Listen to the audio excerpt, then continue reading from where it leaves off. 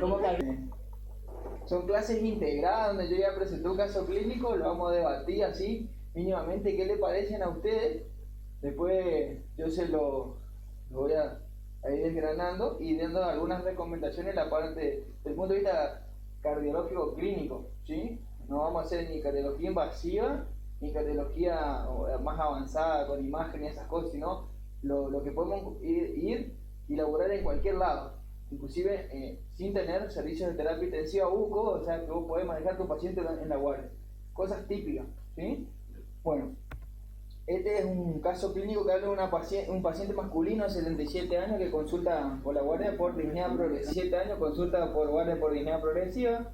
El paciente relata que el cuadro de falta de aire comienza hace 3 días atrás, acompañado de edema de miembros inferiores y controles subóptimos en los últimos 6 meses. O sea que es un paciente potencialmente caño. Cuando dice así, bueno, como datos relevantes refiere a abandono de la medicación debido a razones económicas. El paciente es un hipertenso estadio C, grado 3, fase 2, es diabético tipo 2, no insulino, dislipémico, extavaquista y un IPA de 40. Es decir, que fuma más o menos de los 14 años, un atado diario. Cuando fijamos la hipertensión arterial en estadio C, significa que son aquellos pacientes que por ahí tienen cifras tensionales muy elevadas, por encima de 160 o iguales, ¿sí?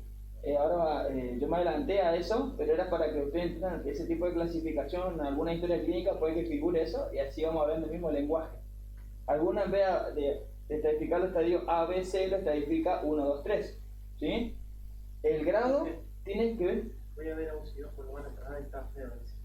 El grado tiene que ver con la comorbilidad asociada, ¿sí?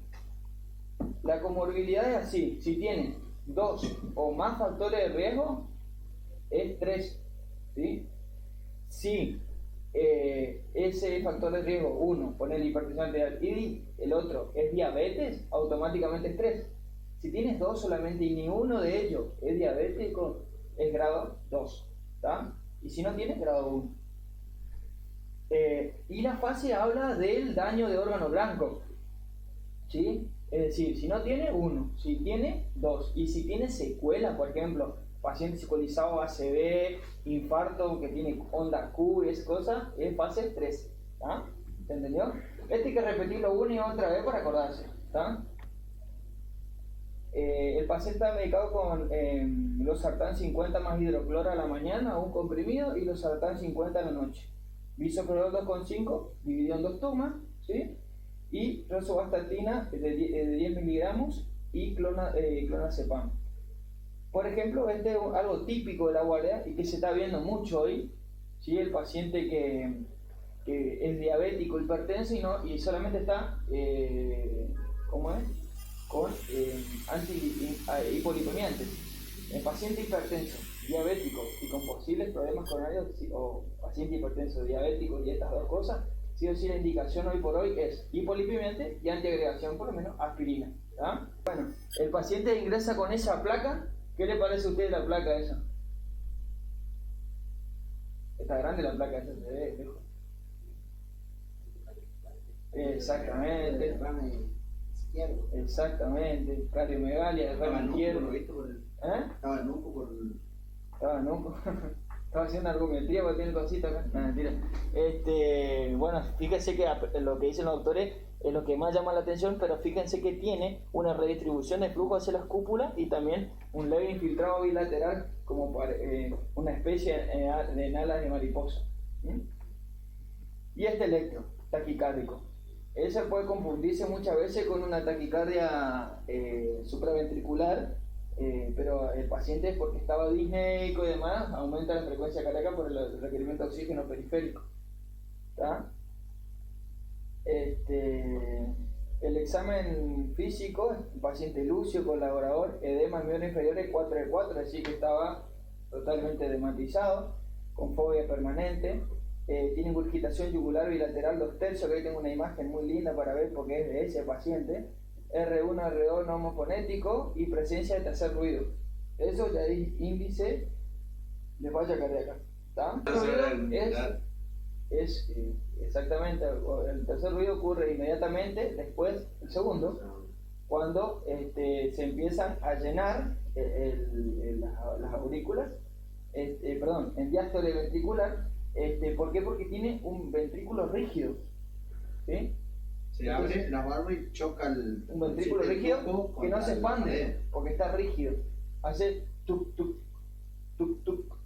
Se escucha como un segundo golpe. Y en algunos pacientes donde viene el taquicárdico se escucha galope. ¿Ah? Pero no es tan notorio que no va a escuchar este ruido. Es muy, tenés que escuchar a alguien que te diga nada del tercer ruido y ahí memorizarlo, si no, no te das cuenta con el tercer ruido. El que más se escucha es el cuarto ruido. El cuarto ruido es la patada auricular. Cuando el paciente está extremadamente en fallo cardíaco agudo, el cuarto ruido de la patada auricular se escucha. Es impresionante. Ocurre entre el primero, o el cuarto ruido y el segundo. Ocurre entre el primero y el segundo, un cachitito antes. ¿Está? Ante el cierre de las válvulas auriculoventriculares. Cuando cierra las válvulas auriculoventriculares, ¡tac! Patea la aurícula. Sí, no tiene FA.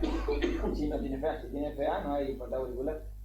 Bueno, el paciente tiene tiene una tensión arterial de 180-90, tiene buena mecánica ventilatoria, pero tiene rales crepitantes desde base hasta campos medios. Satura 90, aire ambiente y el resto sin particularidades, ¿sí?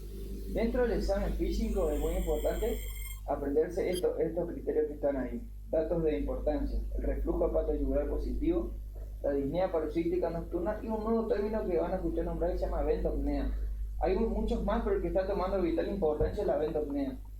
El reflujo hepatoyugular positivo se ve básicamente en las fallas derechas, cuando vos le presionás el hígado y se ve la onda yugular, ¿sí? Después la disnea paroxística nocturna es la típica: me acuesto y el tipo se levanta a los 20 o 40 minutos de que dio la posición supina por falta de aire, ¿sí? ¿Y la ventopnea cuál es?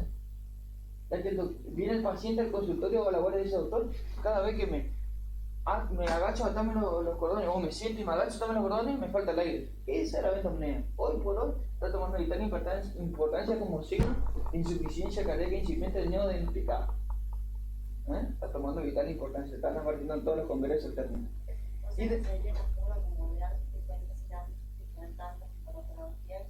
Que algo está fallando, exactamente. Muchos de los casos de los pacientes, hay una estadística, ahora no me acuerdo, pero en el congreso de la CONAREC hablaban de la ventopnea, de los pacientes que le decían al médico que cuando se agachaban a atar los cordones, les faltaba el aire, le hacían una electra en NFA. Y el tipo antes era sin usar, ¿entendés? O sea, hay índices de que algo está fallando en el aparato cardiovascular, ¿sí? Porque cuando vos te agachás, vos tienes que aumentar el retorno venoso, entonces algo está fallando de que no puede acomodar o no puede aplicarse las leyes de Frankenstein en el corazón, algo está fallando, ¿sí? O tener un corazón rígido, tener un corazón que no puede acomodarse a los niveles, tener una insuficiencia mitral que cuando se agacha aumenta el retorno venoso, se llena el ventrículo, bombea de vuelta para arriba por una válvula insuficiente, se encercan los pulmones. Es la misma mecánica siempre. Pueden ser el corazón, es un motor pero de 4 válvulas, ¿sí? Después hay que estadificar, hay que darse cuenta primero los criterios mayor y menor en Framingham, se siguen utilizando desde la década del 60, son los criterios mayores y menores para establecer insuficiencia cardíaca. Acuérdense, dos mayores o un mayor y 3 menores ya hacen el diagnóstico, y si hay edema agudo de pulmón o disnea paroxística nocturna ya prácticamente te hacen el diagnóstico, ¿está? Y estadificar los criterios de Forrester. Ahora yo le voy a explicar los criterios de Forrester. ¿Ah? Este es el paciente, miren. Venía de la Carlota, algo así. Entonces bien la ingurgitación yugular. Bueno, este es lo urgente que se puede hacer, que es el EcoFast, ¿sí? Que bueno, que obviamente acá seguramente le hizo alguien muy formado en cardiología, porque ya le hizo también un Simpson de 4 y 2 cámaras, en donde se puede ver la función sistólica alterada.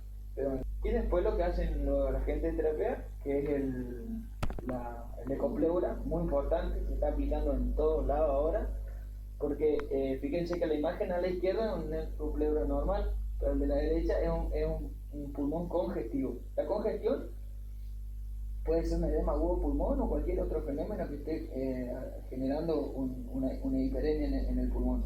Una cosita, y lo que por ahí ayudaría a descartar de que no sea una neumonía, eso, la neumonía también puede aparecer en las líneas B, pero es localizado y todo el otro Exacto. parte del pulmón está aireado. O sea, de la neumonía tengo el neumónico en un lado y todo lo otro está bien. O sea, cuando es cardiogénico es bilateral.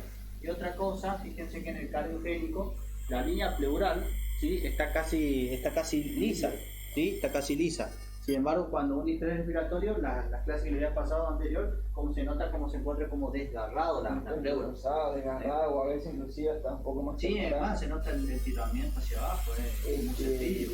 Otra cosa muy importante, lo dice Jorge, cuando se hace el ecopleura o se forman en ecopleura para salir de apuro, es que objetivamente que sea bilateral y en varios cuadrantes, ¿sí? Los estudios complementarios como biomarcadores que podemos utilizar acá, la troponina ultrasensible, los ProNP, la rutina, el hemograma, la urea, la creatinina y especiales como dímero de hemocultivo o cultivo en caso que sospechemos como foco de exacerbación. Recuerden esta palabra siempre. La insuficiencia cardíaca no aparece de la noche a la mañana. Siempre hay algo que en caso de que exista o que sea de nuevo, siempre hay algo que la descompensa. Una FA, una anemia, una infección, la diabetes, cualquier cosa, pero la descompensa. Y el abandono del tratamiento. La cosa más típica que le va a aparecer ahora y que nos está apareciendo nosotros en época de COVID, abandono de medicación. Ahora en este último tiempo tuvimos fácil 30% de los pacientes que consultaban abandono de medicación. Gladys, que tuvo en el piso un día 2, es abandono de medicación. ¿Sí? Una tipa que supuestamente el médico nunca dijo que eran de por vida los medicamentos. ¿Me entendés? Yo creo que con 86 años, si ya vos no te das cuenta que es de por vida, estamos en el horno, ¿no? Bueno, no importa. Y a veces la gente no entiende, ¿no? Claro, lesión a la insuficiencia cardíaca, el diagnóstico con los criterios mayores y menores de Framingham, dice 2 mayores, 1 mayor y 2 menores. Por ejemplo, habla de la apnea paroxística nocturna como criterio mayor, la ingurgitación yugular, esas dos cosas las tenía ya el paciente. Cardiomegalia tenía en la placa, edema agudo pulmón y ya, ahí. Galope, tercer ruido, ¿sí?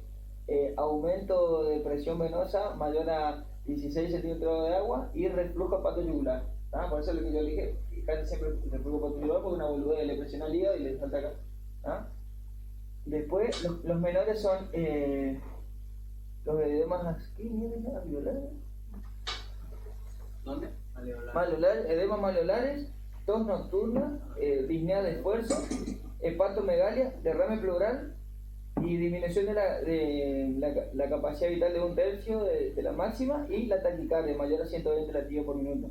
La taquicardia ahora se está yendo ya para los criterios mayores, ¿está? Porque un paciente insuficiente cardíaco taquicárdico está en el horno, si no hacemos algo rápido, ¿sí? Después otro criterio mayor o menor dice la pérdida de peso superior a 4 a 5 kilos en 5 días sin respuesta al tratamiento. Los pacientes muchas veces aumentan de peso o suben de peso. Suben de peso porque tienen edema. Y algunos bajan de peso porque los pacientes insuficientes cardíacos tienen un estado de mala digestión. ¿Por qué? Porque claro, bombea mal el corazón, ¿no? Imagínate, comen mucho. Están comiendo mucho, todo lo poco que puede bombear el corazón, que tiene que irse a los pulmones, a la coronaria, al cerebro y al resto del cuerpo, ahora tiene que irse al estómago porque el tipo come mucho. Entonces empiezan a hacer edema interasa y eso genera alteraciones digestivas, genera vómitos, genera diarrea y el paciente empieza a tener saciedad precoz y así empiezan a bajar de peso. Y los criterios de Forrester es muy bueno porque con los criterios de Forrester vos podés establecer ya la conducta clínica y la conducta terapéutica, ¿sí? El Forrester 1, que está acá, es el paciente que se lo conoce con el término caliente seco. Es el paciente que posiblemente está en insuficiencia cardíaca pero está muy, por ejemplo, hipertenso, pero no sobrecargado. Hipertenso y taquicárdico. Entonces, luego, ¿qué hace? Le baja la presión, mejora la frecuencia cardíaca y el tipo mejora. Después tiene el Forrester 2, que es el que siempre se presenta en la guardia y que tenía esta señora. Edema, que es caliente porque está hipertenso, bien perfundido y húmedo. Entonces, ¿qué hay que hacer para usted ahí? Si yo en el otro dije que hay que bajar la presión y bajar la frecuencia cardíaca en el seco, en el húmedo, ¿qué le agrego? Diurético. Exactamente, diurético. El Forrester 3 es el paciente que viene frío y húmedo. Es el paciente que entró con el infarto anoche, ¿sí? O el que ingresó la semana pasada, Carla.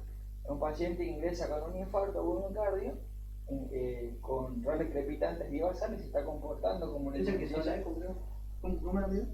No me acuerdo. Sí,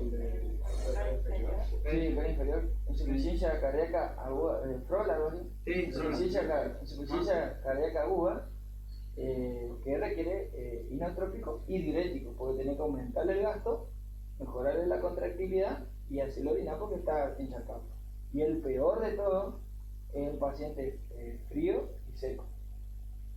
Que ese es el que básicamente es el premortem para algunos, porque es el paciente que no te responde, el paciente que si le tenés que poner volumen, el poco volumen que le puedes meter, tenés que asegurarte que el poder inotrópico sea bueno.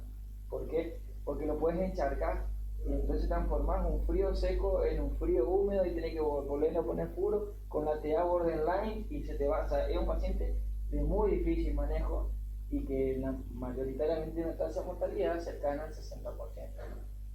¿Sí? Bien. Bueno, esta es una aproximación terapéutica. Fíjense que ahí hay algunos valores que podemos medir ecocardiográficamente, como son el índice cardíaco. Fíjense que en los pacientes frío, caliente, húmedo, habla de los vasodilatadores, nitroprusiato, nitroglicerina.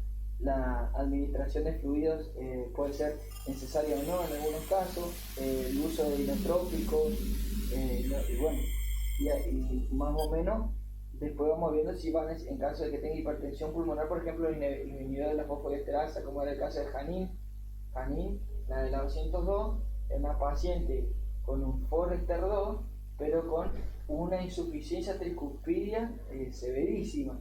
Esa paciente tiene de por sí una hipertensión pulmonar, entonces tengo que bajarle la tensión para disminuir la resistencia vascular periférica pulmonar para que yo pueda mejorar los parámetros y que se acomode ese tipo de volumen, ¿sí?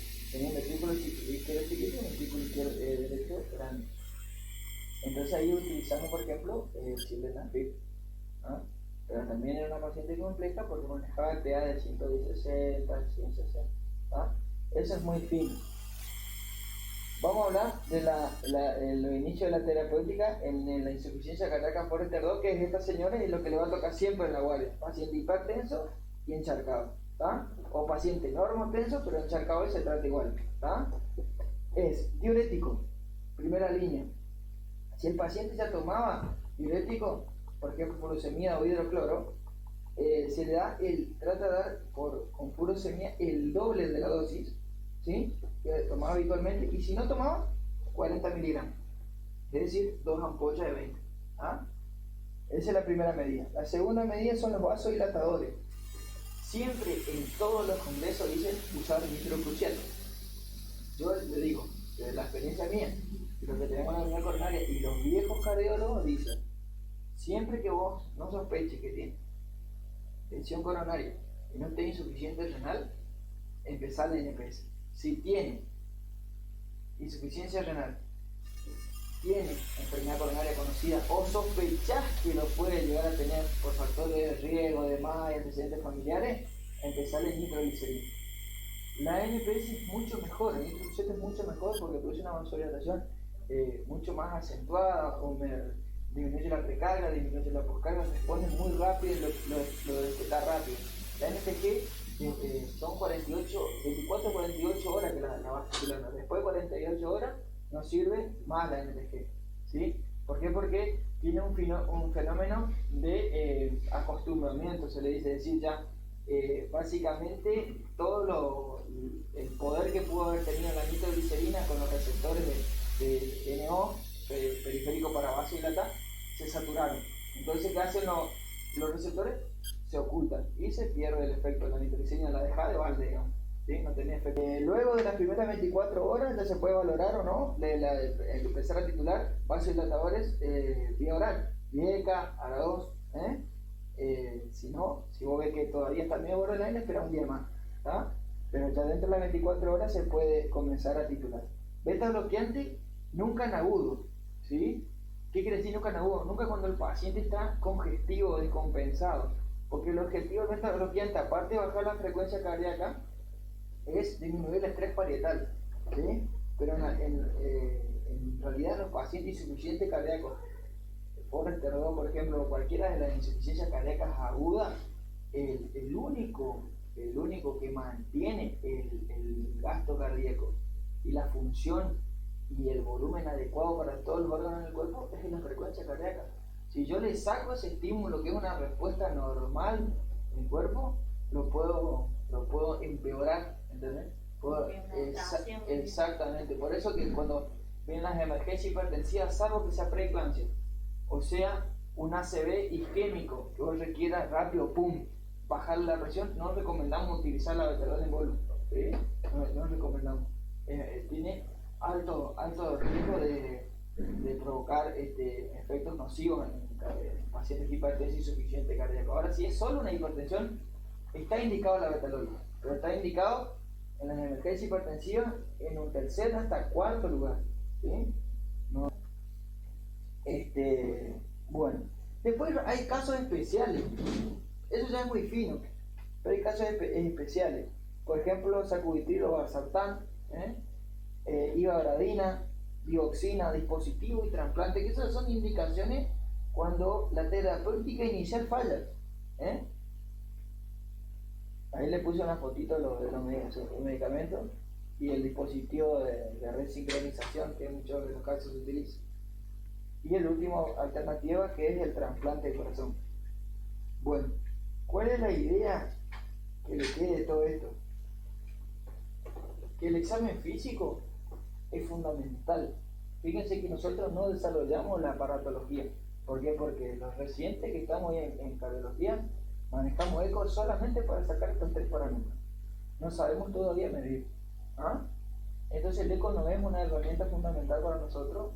Debería serlo así, pero por ahora no. La clínica sigue siendo soberana y es fundamental que cuando un paciente tenga hipertensión arterial, edemas miembros inferiores, historial de abandono de medicación o algo que te haga sospechar que es una insuficiencia cardíaca, vos detectes los signos y vos apliques los criterios mayores y menores de Framingham. Si vos lo aplicás y tenés dos mayores, ya está, olvídate, esto es insuficiencia cardíaca, ¿sí? Pero recuerden siempre, el signo viene atrás de la insuficiencia cardíaca, siempre se descompensa por algo. Un paciente que tiene una FA crónica y se dispara, ¿sí? Ahora no se utiliza más FA crónica, se dice permanente, algo está pasando. Las FA que están medicadas y controladas no se disparan porque sí, algo está fallando. Está infectado, tiene fiebre, está anémico, algo tiene, no se disparan porque sí, ¿sí? Y la otra cosa, siempre que se pueda, en un lugar que no tenga unidad coronaria o terapia intensiva, recuerden siempre, si yo aplico los criterios como una especie de algoritmo, no le voy a errar y puedo iniciar la terapia. Tengo los criterios, ¿qué hago después? Forrester, puedo hacer Forrester, ya saber la terapia. Si es frío húmedo, ¿qué hago? Tengo que poner inotrópico y diurético. Si es caliente húmedo, ¿qué hago? Diurético y qué más. Y vasodilatadores, antihipertensivo y vasodilatadores, pero tratar de meter endovenoso.